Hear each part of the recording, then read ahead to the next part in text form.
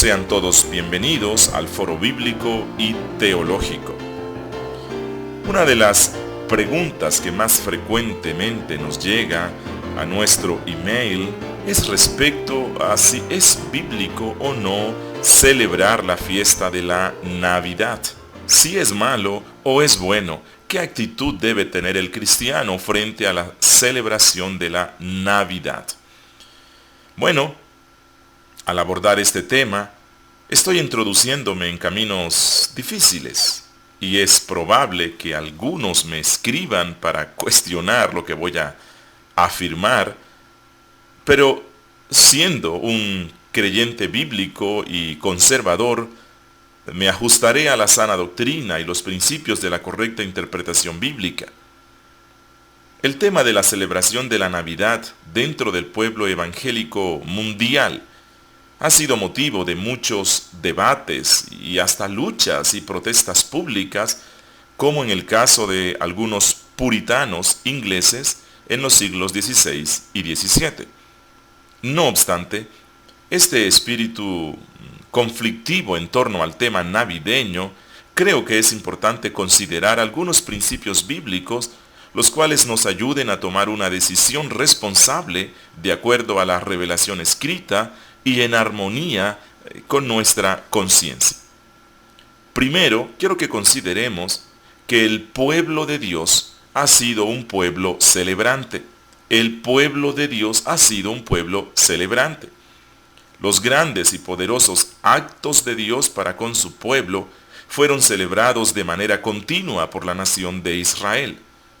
Muchas de estas celebraciones fueron ordenadas de manera directa y específica por Dios y otras fueron incorporadas por el pueblo, especialmente después de la dispersión o el exilio babilónico. El pueblo de Dios, el pueblo antiguo, celebraba la Pascua, recordando ese gran día de la liberación de la esclavitud egipcia. También celebraba la fiesta de los ácimos. Estas dos fiestas, por cierto, pueden ser rastreadas en culturas paganas preisraelitas. No obstante, la celebración bíblica quitó todos los elementos supersticiosos de estas fiestas según las celebraban los paganos.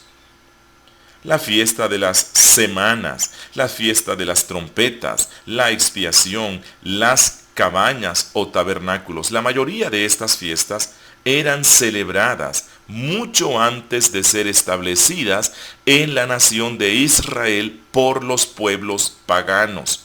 Pero como ya he dicho, el Señor y su pueblo le quitaron todos los elementos supersticiosos que tenía el paganismo.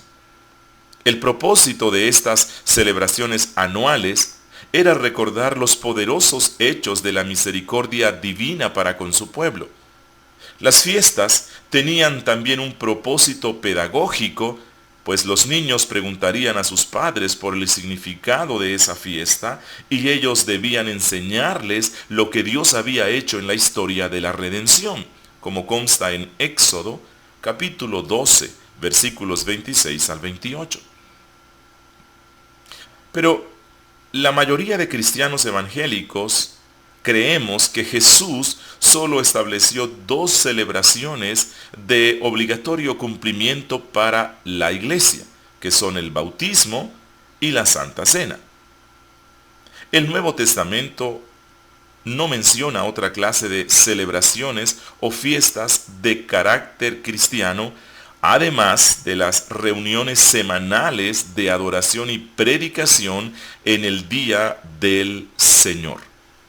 Aquí es donde surge la pregunta, entonces, ¿por qué los cristianos hemos de celebrar fiestas que la iglesia del primer siglo posiblemente no celebró? Bueno, debemos ser cuidadosos al decir que imitamos de manera absoluta lo que la iglesia apostólica hizo en el siglo I. No es cierto que las iglesias bíblicas de hoy día sean una réplica exacta de la iglesia de ese bendito periodo. Hay muchos elementos y prácticas que ellos tuvieron que nosotros no los tenemos hoy, y algunos elementos que ellos no tuvieron que nosotros sí tenemos hoy.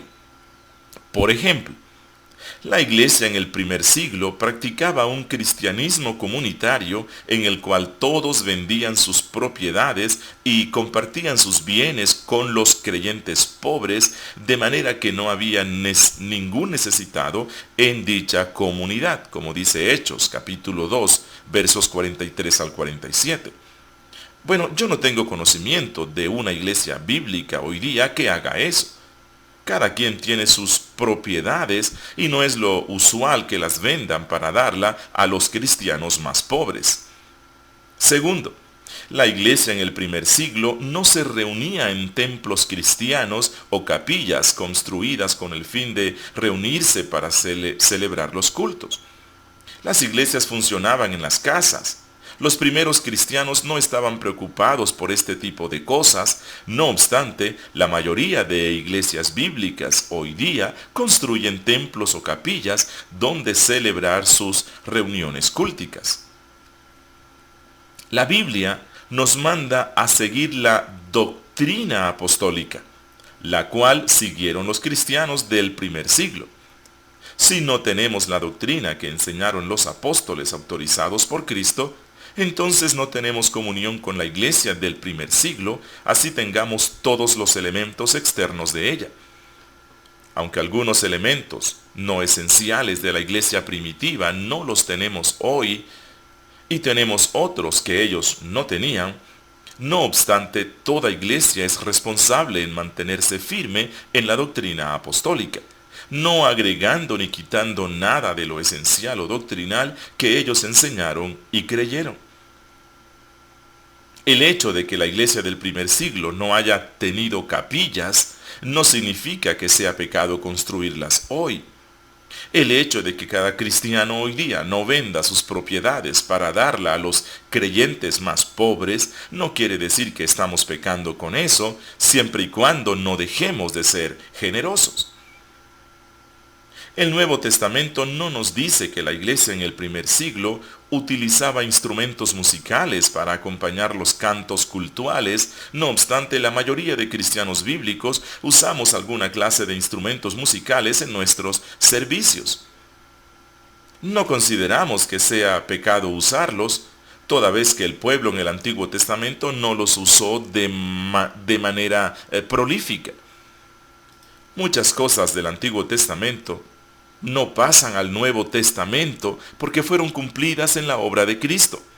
Eran sombra de la realidad que iba a traer Jesús, así que como enseña el libro a los Hebreos, todas las cosas que cumplían la función de sombra en el Antiguo Testamento no pasan al Nuevo, como la celebración de la Pascua, los sacrificios, el templo, el mobiliario del tabernáculo, entre otros.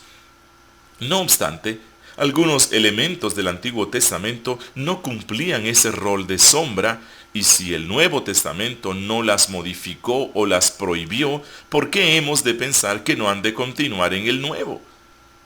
El uso de nuestras capillas o de nuestros templos viene de la práctica judía post-exílica, pues los judíos, al verse privados del templo de Jerusalén durante el exilio y en aras de preservar su religión, decidieron construir o apartar ciertas casas para que fueran usadas como sitio de formación bíblica.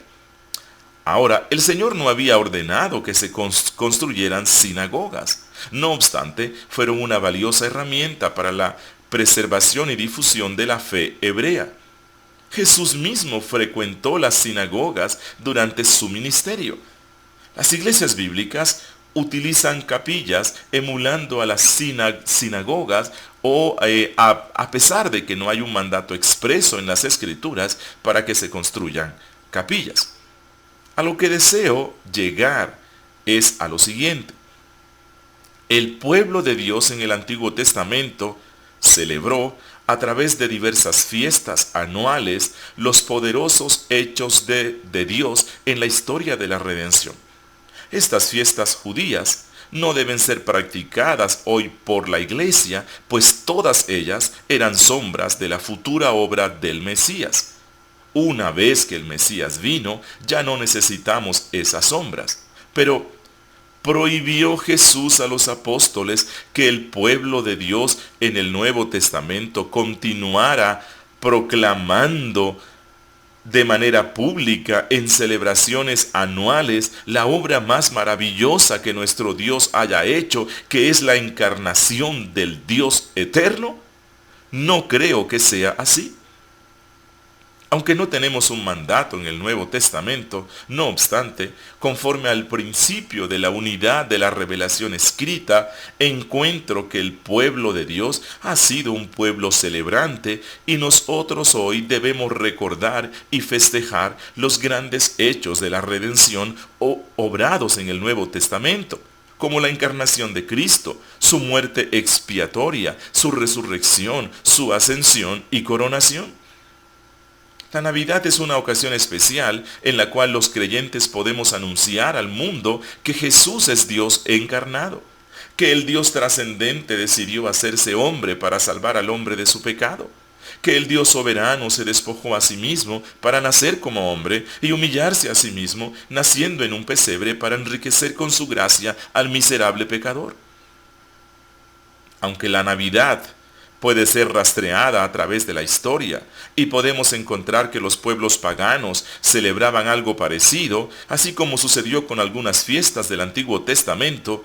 A pesar de eso, la Iglesia en el Nuevo Testamento, así como en el Antiguo, puede usarlas para celebrar los poderosos hechos de Dios, quitando de esas fiestas todo lo supersticioso. Cuando los cristianos hoy celebramos el nacimiento de Cristo, no lo hacemos como los paganos que celebraban el renacimiento del Dios Sol, sino que hoy los cristianos celebramos el nacimiento del verdadero Sol de justicia. Cuando los cristianos celebramos la Navidad o Natividad de Cristo, el enfoque principal de nuestra fiesta es manifestar al mundo, a nuestros hijos, a todos, que Dios nos envió el regalo más precioso que tenía, a su Hijo eterno. La celebración cristiana evangélica de la Navidad se diferencia radicalmente de cualquier otra celebración parecida que hayan tenido los paganos, pues nosotros festejamos y nos regocijamos porque un día, no sabemos en qué mes, allá en Belén nació la esperanza de Israel, nació el dador de la vida, nació el Redentor. Este es un hecho poderoso que debe mover a toda la cristiandad universal a gozarse y anunciar públicamente lo que Dios hizo. Ahora, usted puede celebrar la Natividad de Cristo, si desea, en el mes que quiera. No tiene que ser diciembre. Es más, todos los domingos, en el día del Señor, celebramos el nacimiento de Cristo, celebramos su muerte, celebramos su resurrección, su ascensión y coronación en los cielos. Incluso celebramos y anticipamos su pronta venida para reinar con su pueblo. Así que cuando la iglesia cristiana celebra en diciembre el nacimiento de Cristo, está continuando con ese espíritu celebrador y festivo que ha caracterizado al pueblo de Dios desde el comienzo de la historia de la redención. En Navidad entonamos salmos e himnos que proclaman, así como en los salmos bíblicos, las obras de Dios, e invitamos a los hombres para que acudan presurosos a Cristo, así como los pastores y los magos acudieron presurosos a Belén. ¿Cómo no cantar esos preciosos himnos que anuncian esa obra maravillosa de la encarnación de Cristo? Oh ven, bendito Emmanuel, de la maldad rescata a Israel, que llora en triste desolación y espera ansiosa su liberación. O cómo no cantar, suenen dulces himnos gratos al Señor y óiganse en concierto universal. Desde el alto cielo baja el Salvador para beneficio del mortal. Gloria, gloria sea a nuestro Dios. Gloria sí, cantemos a una voz. Oh pueblecito de Belén, durmiendo en dulce paz, los astros brillan sobre ti con suave claridad. Mas en tus quietas calles hoy surge eterna luz y la promesa de Emmanuel se cumple en Jesús. Al mundo paz nació Jesús. Nació ya nuestro Rey. El corazón ya tiene luz y paz su santa grey. Al mundo paz el Salvador en tierra reinará. Ya es feliz el pecador, Jesús perdón le da. Gloria a Dios en las alturas, que mostró su gran amor, dándoles a sus criaturas un potente Salvador. Con los himnos de los santos hagan coro nuestros cantos de alabanza y gratitud por la divina salud. Un rústico techo abrigo le da, por cuna un pesebre, por templo un portal. En lecho de pajas incógnito está quien quiso a los astros su gloria prestar. Oíd un son en alta esfera, en los cielos gloria a Dios, al mortal paz en la tierra, canta la celeste voz. Con los cielos alabemos al eterno Rey, cantemos a Jesús que es nuestro bien, con el coro de Belén, canta la celeste voz, en los cielos gloria a Dios. Ángeles cantando están tan dulcísima canción, las montañas su eco dan como fiel contestación. Gloria en lo alto, gloria, gloria en lo alto, gloria a Dios. Oh, ese precioso himno. Santa la noche, hermosa las estrellas, la noche cuando nació el Señor. El mundo envuelto estuvo en sus querellas, hasta que Dios nos mandó al Salvador. Una esperanza todo el mundo siente, la luz de un nuevo día sin igual. Con gratitud postrados, adoradle, oíd de lo alto la voz angelical. Oíd, cantad, nació el Salvador. Espero que nos acompañe en la próxima respuesta. Si usted tiene inquietudes, puede enviarlas al email juliobenitez@caractercristiano.org. Bendiciones.